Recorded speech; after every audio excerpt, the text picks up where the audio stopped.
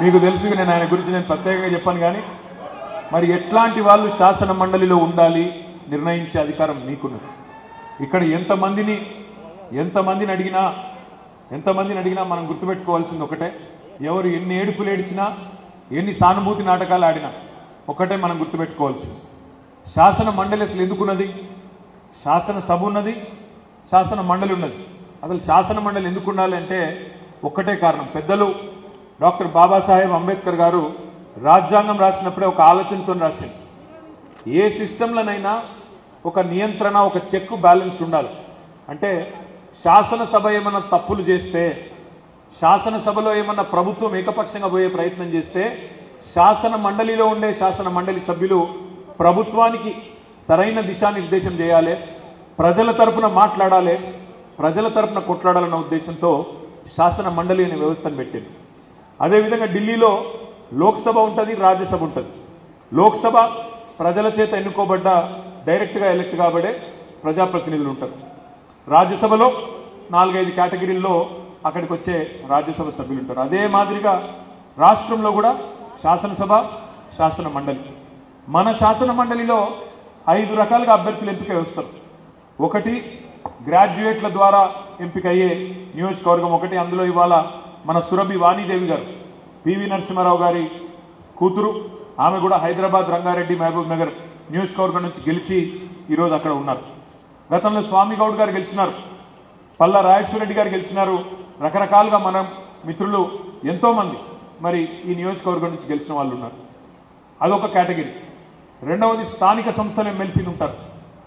ఎమ్మెల్సీలు స్థానిక సంస్థలు ద్వారా గెలిచిన వాళ్ళు ఎంపీటీసీల సమస్యలు, జెడ్పీటీసీల సమస్యలు, స్థానిక ప్రభుత్వాలైన మున్సిపాలిటీలు, కౌన్సిలర్ల సమస్యలు, గ్రామ పంచాయతీకి నిధులు రాకపోయినా, మున్సిపాలిటీకి నిధులు రాకపోయినా వాటి గురించి, వాళ్ళ సమస్యల గురించి మాట్లాడేందుకు స్థానిక సంస్థల ఎమ్మెల్సీలు ఉంటారు. మూడో కేటగిరీలో టీచర్ ఎమ్మెల్సీ ఉంటారు. టీచర్ల సమస్యలు, సర్వీస్ రూల్స్, వాటికి సంబంధించి మాట్లాడడానికి టీచర్ ఎమ్మెల్సీ. ఎమ్మెల్యేల ద్వారా ఎన్నికయ్యే ఎమ్మెల్సీలు కొంతమంది ఉంటారు. ఆఖరి కేటగిరీలో మరి డైరెక్ట్గా గవర్నర్ గారు నామినేట్ చేసి సమాజంలో కొంతమంది ఉన్నతమైన వ్యక్తులను వాళ్ళు కూడా వారి గొంతు కూడా చట్టసభల్లో ఉండాలని చెప్పి కొంతమందిని అట్లా నామినేట్ చేస్తారు. 5 రకాలుగా మొత్తానికి శాసన మండలిలో 40 మంది సభ్యులు ఉంటారు. ఎందుకు చెప్తున్నా ఇదంతా అంటే అక్కడ ఉండవలసిన వాళ్ళకు కొన్ని మినిమం గుణాలు, మినిమం క్వాలిఫికేషన్స్ ఉండాలి. ఎవరైనా పడితే వాళ్ళని అక్కడ పంపనీకి బ్లాక్ మెయిలర్లను, లంగలను, దొంగలను అడిగి పంపితే ఆ సభ గౌరవం కూడా తగ్గుతుంది. దయచేసి నేను మిమ్మల్ని ప్రార్థిస్తా ఉన్నాను. ఎందుకంటే ఇవాళ రేపు ఎట్లయిపోయిందంటే యూట్యూబ్లో ఎవరు పడితే వాళ్ళే ఛానల్ పెట్టి ప్రభుత్వంలో ఎవరిని పడితే వాళ్ళని బూతులు తిట్టడం అనేది కామన్ అయిపోయింది. సరే, ఇది ప్రజాస్వామ్య దేశం కాబట్టి జర్నలిజం ముసుగులో ఎన్ని బ్లాక్ మెయిల్ చేసినా, ఎన్ని బూతులు తిట్టినా మనం ప్రభుత్వంలో ఉండి కూడా భరించినాం. మనం ప్రభుత్వంలో ఉన్ననాడు 10 ఏళ్ళు ఎవరు ఏమన్నా కూడా పట్టించుకోకుండా మన పని మనం చేసుకుంటూ ముందుకు పోయినాం. కానీ వాళ్ళ ఆలోచించవలసిన సందర్భం వచ్చింది.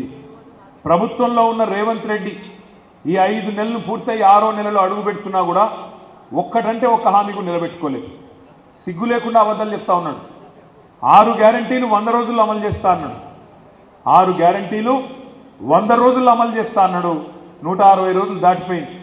ఒకటే ఒక్క గ్యారంటీ అమలు చేసిండు. అది కూడా ఏంటిది, అందులో ఒక గ్యారంటీలో ఒక చిన్న ముక్క, అది మహాలక్ష్మి అనే గ్యారంటీలో ఒక 3వ వంతు ముక్క ఫ్రీ బస్సు. ఇక ఆ ఫ్రీ బస్సు కథ ఏందో నాకంటే బాగా మీకే ఎరక. ఆడోళ్ళ జుట్లు పట్టి కొట్టుకుంటాను, మగోళ్ళేమో టికెట్లు కొని వాళ్ళు తిట్టుకుంటాను. అట్లాంటిది ఆ ఫ్రీ బస్సులో అట్లా నడుస్తాను. ఇంకొక హామీ అని అమలైందా? దయచేసి మీరు ఆలోచన చేయండి. ఇక్కడ కూర్చున్న వాళ్ళలో నాకు తెలిసి 99% మంది రైతు బిడ్డలే అయి ఉంటారు. అంతేనా? రైతు బిడ్డలు మీరు ఆలోచన చేయాలి. ఏ ప్రభుత్వం అయితే 100 రోజుల్లో కాదు, వచ్చిన మొదటి రోజే రుణమాఫీ చేస్తా, 2 లక్షల రుణమాఫీ చేస్తా అని చెప్పి మాట తప్పిందో ఆ ప్రభుత్వాన్ని శిక్షించాలా వద్దా మీరే ఆలోచన చేయాలి.